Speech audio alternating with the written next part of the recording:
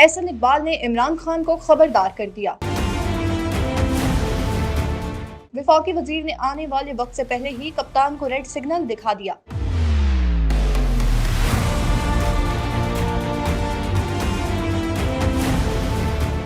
एक निजी टीवी के प्रोग्राम में गुफ्तगू करते हुए वफाकी वजीर एहसन इकबाल का कहना है कि इमरान खान ने आइन तोड़ा, रियासती इदारों पर हमले किए। इमरान खान ने साइफर के साथ जो खेल खेला, इसकी मिसाल नहीं मिलती।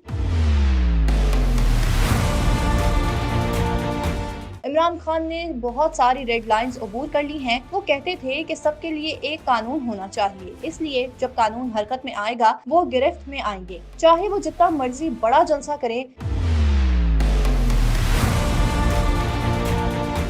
एहसन इकबाल ने मजीद कहा कि मुल्की मफादात से ऐसे घिनौने खेल खेलने की मिसाल नहीं मिलती। इमरान खान ने जो मुल्क का नुकसान किया वो नाकाबिले तलाफी है। हम इसकी तहकीकात करेंगे।